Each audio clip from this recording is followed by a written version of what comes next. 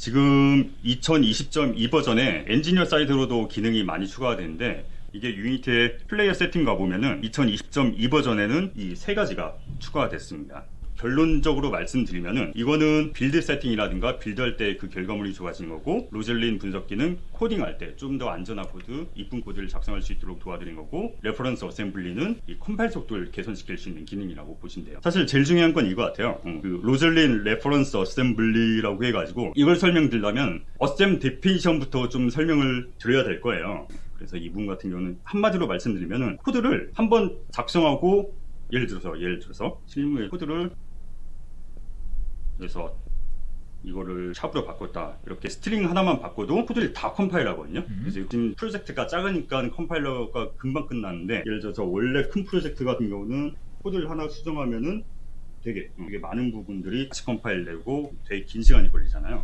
네, 그래서 이 로즐린 레퍼런스 어셈블리 이 기능을 사용하면은 이걸 하나 수정했잖아요. 그러면 사실 모든 코드를 컴파일 할 필요가 없어요. 이 바뀐 부분만. 사실 이 부분 같은 경우는 되게 그 프라이빗 변수라든가 아니면 그 로컬 스트링이라든가 그런 것들은 다른 데는 영향을 미치지 않고 얘한테만 영향을 미치거든요. 이 국소적인 부분이거든요. 그런 부분만 수정을 해서 전체를 다시 컴파일하지 않도록 이 기능을 이용을 하게 되면은 컴파일 속도가 빨라진다라는 건데, 사실 이걸 설명하기 위해서는 어셈블리 데피니션부터 좀 설명을 드려야 될 거예요. 그래서 이 어셈블리 데피니션은 뭐냐면, 일단 기본적으로 유니티는 우리가 C# 스크립트를 작성을 하게 되면 어셈블리 C# DLL 여기로 어셈블리가 만들어집니다. 그러니까 우리가 막 유저 스크립트들 만들고 나면은 그 스크립트마다 DLL이 따로 생기는 게 아니고 하나의 DLL로 묶여서 만들어져요. 그렇기 때문에 코드를 한 줄 수정한다 그러면은 이 DLL 전체를 갱신해야 되기 때문에 프로젝트가 커지면 커질수록 이 코드가 분량이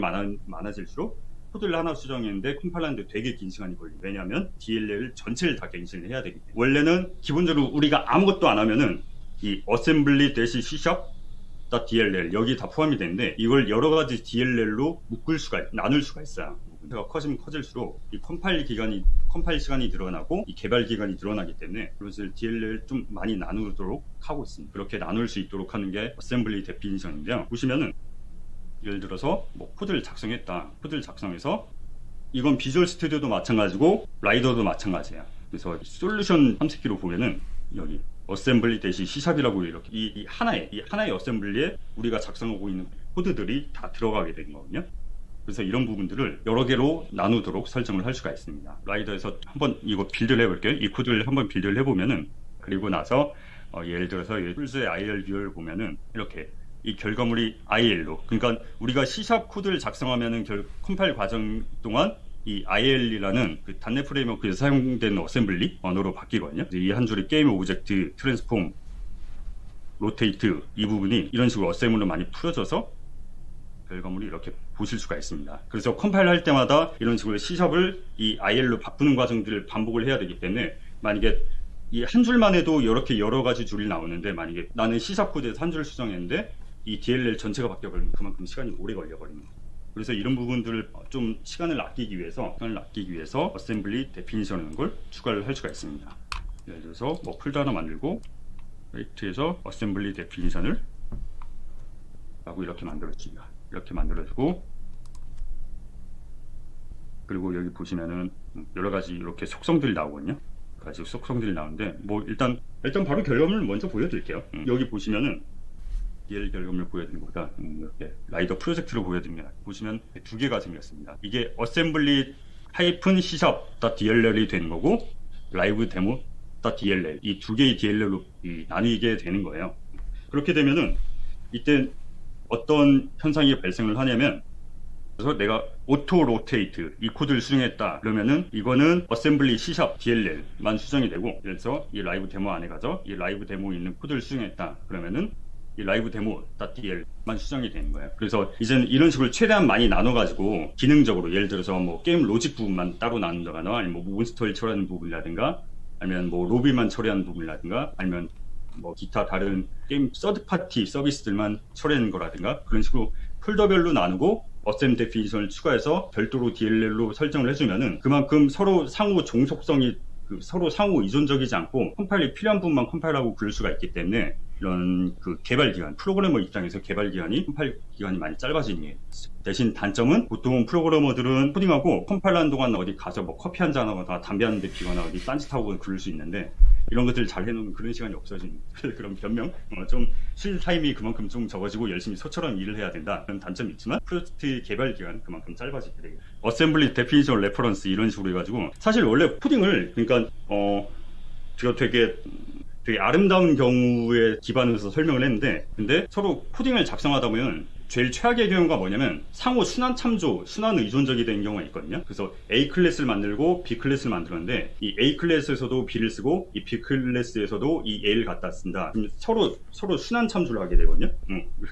그렇게 되면은 서로 이런 식으로 나눠봤자 의미가 없어요. 왜냐하면 얘를 하려고는 얘가 필요하고 얘를 하려면 얘가 필요하고 그러다 보니까 사실 이걸 코딩 구조를 잘 짜야 돼요. 큰 프로젝트 같은 경우는 좀 TD하신 분이라든가 팀장이라든가 그런 분들이 이런 코드 구조를 좀 나눠주고 서로 의존적이지 않게 클래스 다이어그램도 관리하고 그런 식으로 좀 코드 구조를 그렇게 나눠줘서 프로젝트에 서로 순환 참조가 최대한 많이 안 일어나도록 그런 식으로 구성을 하는 사람이 따로 있기도 합니다. 그래서 저는 제일 밝은 케이스만 설명을 드렸는데 실제적으로 막 개발하고 하다 보면 막 서로 꼬이고 막 서로 막 스파게티 되고 얽히고 설키고 그런 아름답지 못한 경우가 솔직히 많이 발생하긴 해요. 그래서 이상과 현실에 조금 괴리는 있긴 합니다. 그래서 그런 부분들을 여기서 좀 설정해주고 그런 부분들이 있긴 해요. 근데 그 부분까지 설명드리면 너무 시간이 늘어질 것 같아서 이쯤으로 건너뛰고 그래서 저희가 일반적으로 이 코딩을 할 때 코드를 작성을 할 때 그리고 컴파일 시간을 줄이기 위해서 이런 식으로 서로 어셈 데피니션을 사용하고 이 코드 구조를 잘 나누고 그런 걸 권장을 드리는데 더 나아가서 로즐린 레퍼런스 어셈블리 이걸 적용을 하게 되면은 만약에 대표적으로 프라이빗 변수라든가 아니면 로컬 스트링이라든가 로컬에 있는 스트링이라든가 이런 것들을 바꾸게 되면은 서로 다른 어셈블리들에게 영향을 안 미칠 만한 수정사항들은 그냥 얘만 바꿔요. 얘만 바꿔서 전체를 컴파일하지 않도록. 그러니까 그 어셈블리 데피니션 써가지고 DLL들을 나누고 나서도 같은 DLL 내에서도 같은 그 .NET 어셈블리 내에서도 다른 부분 영향을 미치지 않고 자기만 바꿀 수 있는 부분. 예를 들어서 이 스트링 하나만 바꾼다. 그러면은 AL 뷰어로 봤을 때도 그냥 요 부분만 바꾸면 되거든요. 얘 입장에서는 요 한 줄만 바꾸면 되니까 다른 애들은 바꿀 필요 없어요. 이런 식으로 코드가 분석을 해가지고 자기가 이 조금만 수정하면 되겠다 싶은 건 조금만 수정해서 컴파일 시간을 많이 줄여버리는 그런 역할을 합니다.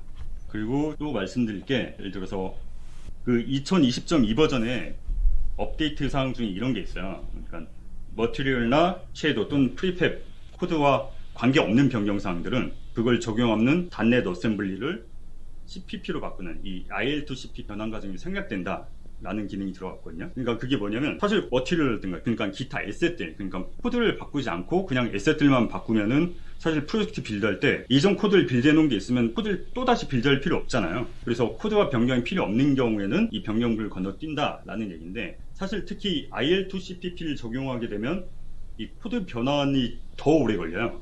그러니까 왜 그러냐면 IL2CPP 같은 경우는 말 그대로 아까 보여드렸던 게 이 코드를 만약에 C샵으로 작성하고 나서 보면은 그 IL로 변환을 하고 이 IL 같은 경우는 또 빌드하고 나서 IL 뷰어로 보면은 이런 식으로 IL로 변환을 해줍니다. 그러니까 왼쪽이 C샵 코드고 오른쪽이 IL이에요. 그러니까 IL라고 .NET 프레임워크에서 쓰는 어셈블리 같은 개념이고 이걸 또 파싱을 해가지고 CPP로 바꿔줍니다. 그래서 그 CPP로 바꾼 결과물 같은 경우는 이 폴더에 있어요. 그러니까 프로젝트마다 에셋 있고 그리고 실행을 하면 라이브러리 폴더가 생기고 그리고 빌드를 하면 템프 폴더가 생기거든요. 이 템프 폴더 안에 보면 스테이징 에어리어 안에 IL2C에서 IL2CPP 아웃풋이라고 이렇게 있다. 그러면은 그 DLL 아까 말씀드렸던 그 DLL별로 CPP 파일들이 생겨요. IL을 CPP로 바꾸는 거예요. 그래서 그 결과물을 예시를 보여드리면 이런 식으로 나옵니다. 조금 코드 이름들 막 함수라든가 변수 이름들 되게 깨랑까랑해지긴 한데 이렇게 보시면 돼요.